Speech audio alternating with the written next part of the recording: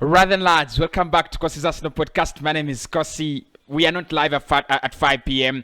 But obviously we have a video and we are going to be enjoying this video. Renato Sanches, AC Milan are into the mix. But anyway, Arsenal also fighting so hard. Little Sport coming out and saying that Arsenal will be getting their bid in. Isco talks reported. We're going to be discussing that as well. Is it true? Domenico Berardi, there is a warning on Arsenal. If they want to sign him, they've got to pay the full price. That is the one. We're going to dive into that. And Charles Watts has also come out and said that Aubameyang is not injured. He's okay, training well with Arsenal. And Edin Ketia and Balogun, there is a big dilemma that Arsenal are facing. They do not know who should stay, who should go. Maybe we can actually help them in this video. Welcome back to the channel, guys. Welcome back to Kosi's Arsenal podcast. Let's dive into the video. We are sponsored by the beautiful people from H&A Scammers. Honestly, they've done a good job to support us this month, the whole of November. So thank you, H&A. Make sure you do check them out. Facebook, Instagram. You'll be able to get all the information you need about them. They're called H&A Scammers, and what they do is they deal in gaming, FIFA 21, 22 gaming, Need for Speed, all those games. You'll find them there at H&A Scammers. And of course, do not forget to give them a like on Facebook, give them a like on Instagram, and also give them a follow on those platforms as well. And of course, you can go there, hang out on Friday, Saturday, Sunday, just to enjoy your days. Why not? Let's get into the video because there's a lot to discuss this afternoon. Of course, I'll start off with the first story from Frankie Dion. I'm gonna say I'm very sorry. In the first video, I said Luke de Jong. It's called Frankie Dion, right? Luke de Jong is the striker. Frankie Dion is the Barcelona midfielder. I really interchanged names there. But of course, reports coming in from Spain have actually come out and still say the same thing, that Barcelona have put Frankie Dion up for sale, according to Jose Alves. And at the moment, of course, those names are really hard for me to read. And they're saying that due to his age, talent, and room to grow, he's thought of as one of the really sellable assets and talents at the club, and could generate a significant transfer fee. And that's why Barcelona have actually put him out for sale. And they're saying that this is important given Barcelona's financial situation, just like you can see on your screen. Definitely, I spoke about this in the morning, and I said Barcelona might not want to sell Frankie Dion. They might want to actually keep him. They want to have, they want to have their best talent in order to to get back to winning ways. Honestly, if you think about the best midfielders in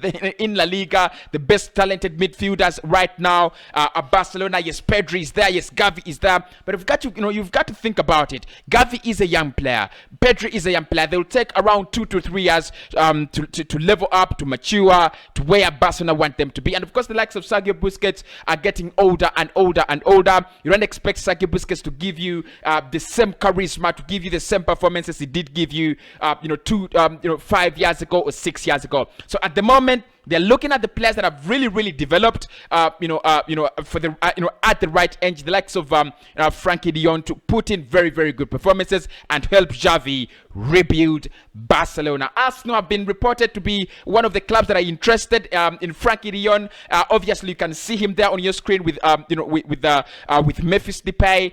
Manchester City have been linked as well as AC Milan. It looks like AC Milan have become a thorn in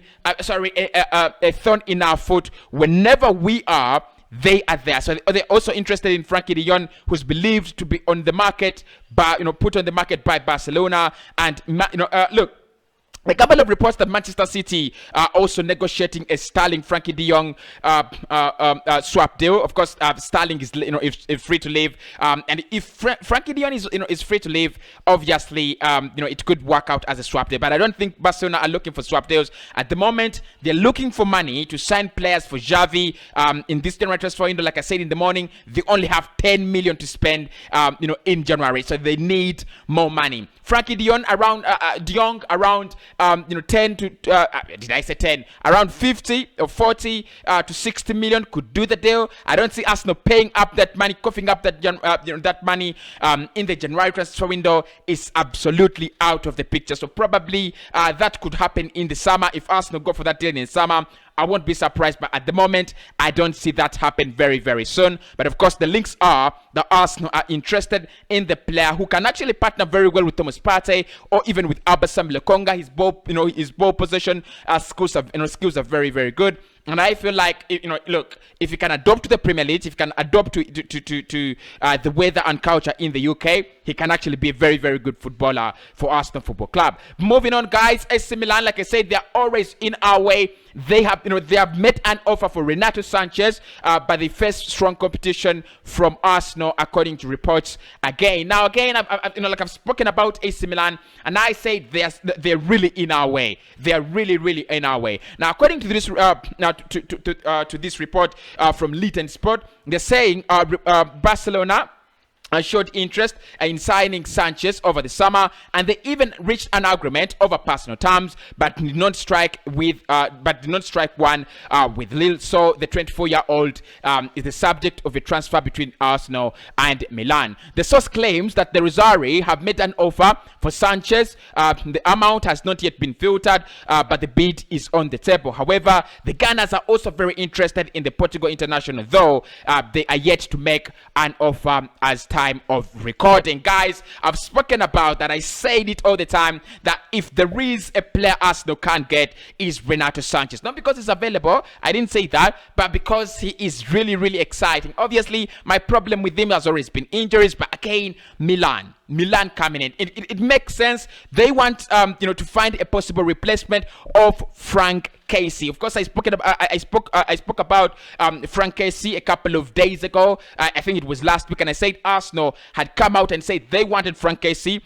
They would be very, very okay to get Casey. Of course, Casey wants a high-profile club linked with Chelsea, linked with PSG and Barcelona. He wants a high-profile move. He wants a high-profile club. Can he move to Arsenal? Sure, he can. But of course, at the moment, I think he can only consider moving to Arsenal if other options are actually out of the picture. Now, Milan coming out and saying that they want Renato Sanches. It looks like they're more than convinced that Frank Casey is not going to sign a new contract with them. It has happened a lot of time. Milan have failed to keep some of their best talents. Obviously, they do not want to lose Frank Casey in January, so I don't think that's gonna be an easy deal to do. But obviously, in the summer, they will try to go for Renato Sanches. They have placed up a deal, a bid on the table, according to Litan Sport. Obviously, Litan Sport are some of those best reporters in France. Of course, when it comes to French Ligue 1 news, it is Litan Sport. Honestly,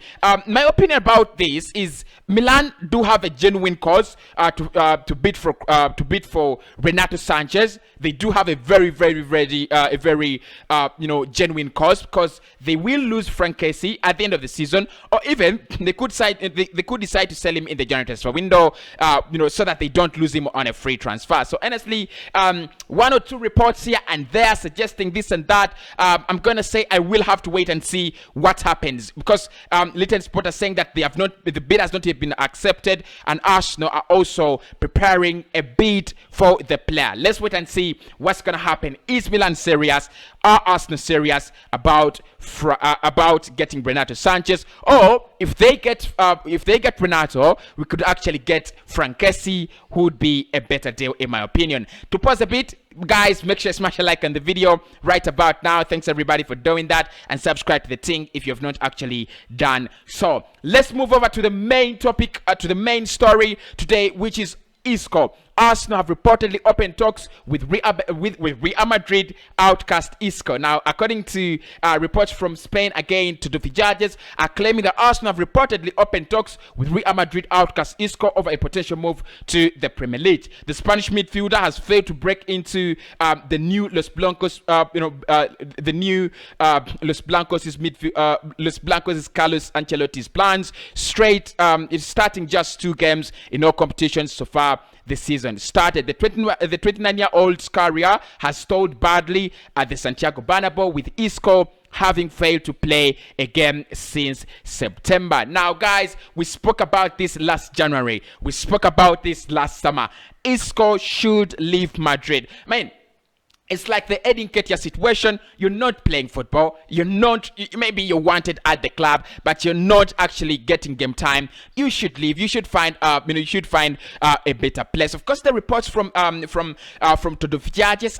Look, I'm really skeptical about this report. Obviously, the report from Todo Villages is not the best report I can ever trust under the sun. But obviously, let's speak about these guys. Arsenal want a midfielder on one hand, and on the other side, Real Madrid want to offload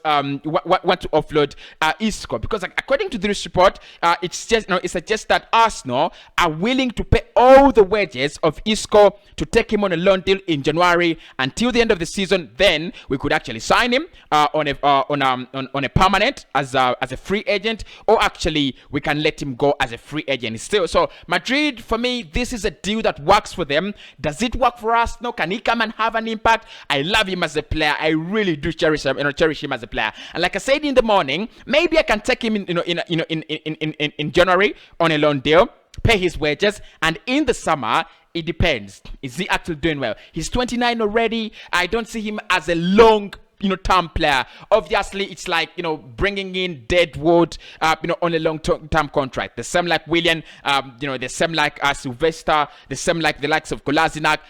Players whose resale value are so low and their ceiling is already past their head. So I don't see Isco as a long-term project. I don't look at him as a long-term player. I don't look at him as a long-term, as a long-term fit at Arsenal. I just look at him as a quick fix. Get him in so that we don't spend money, by buying in players who are panic buys. We have a lot of time in the summer to get in whichever player we want. Maybe Frankie, maybe Zakaria. We have all the time to get in a player, every player or any player we want in the summer. So probably if Arsenal do not have that budget for a midfielder or for two midfielders in the January transfer window, it's absolutely fine.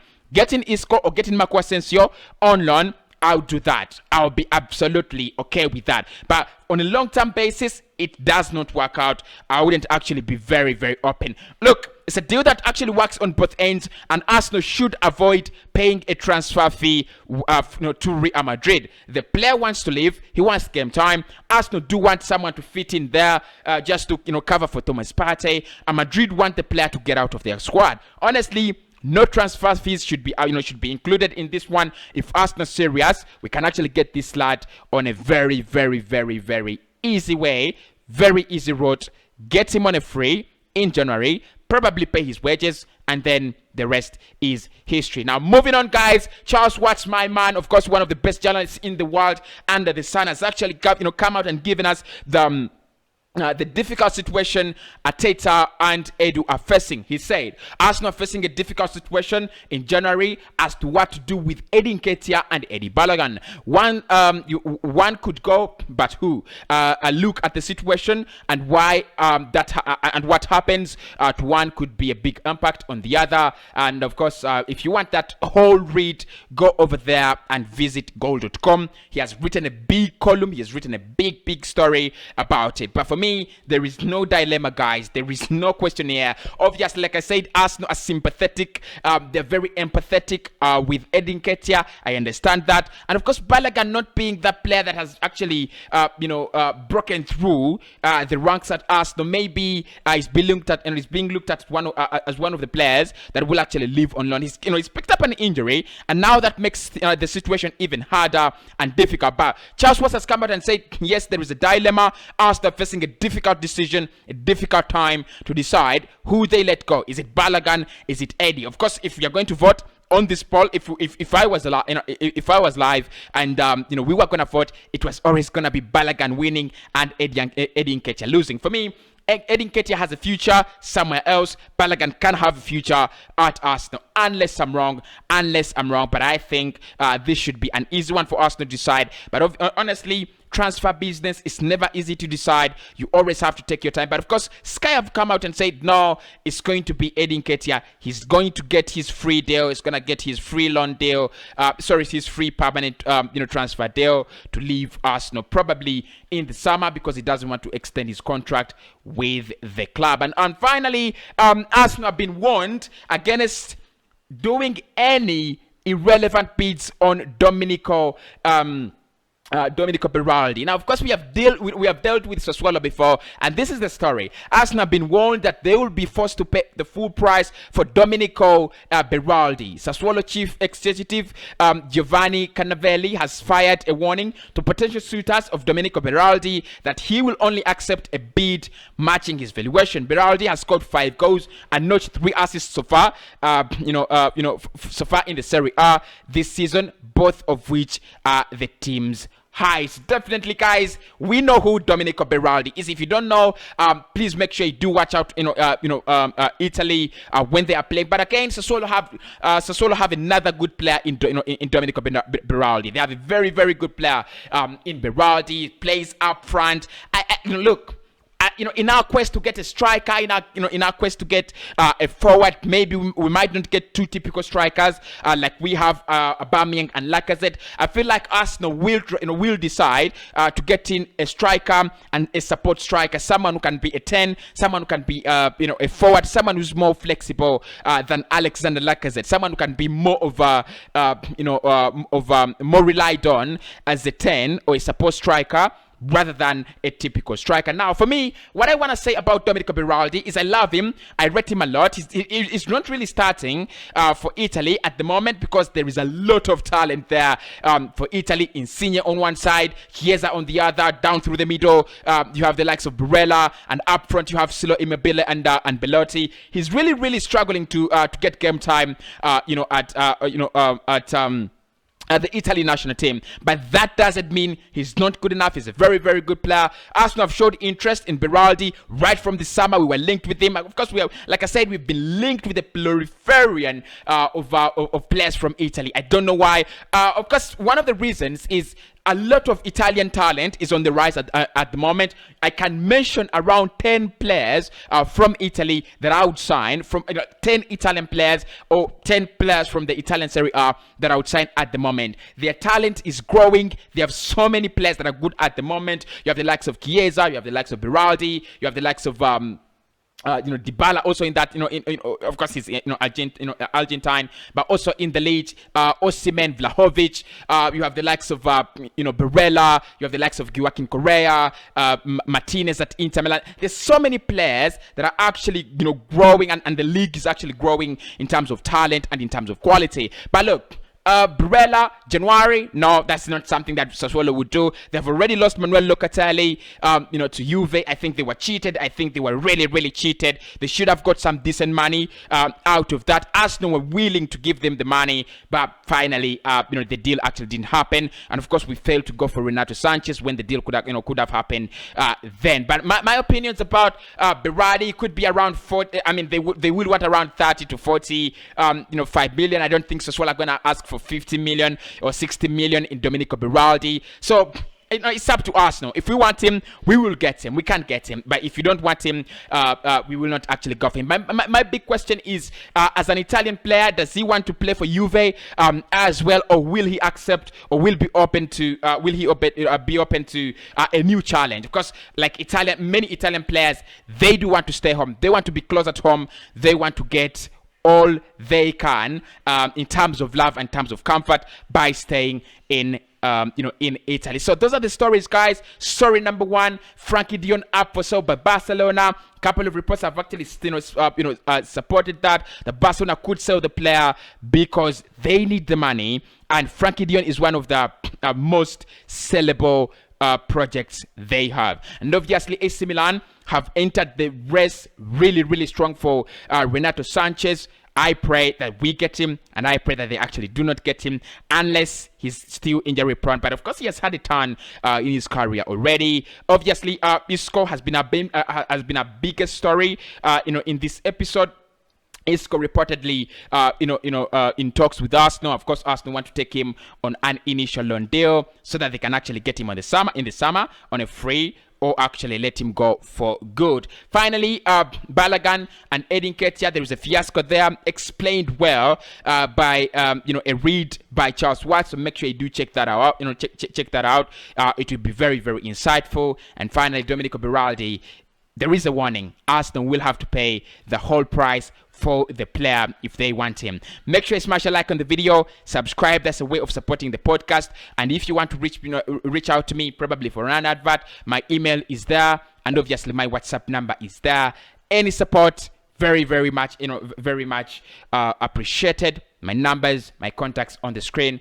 I'll speak to you very, very soon.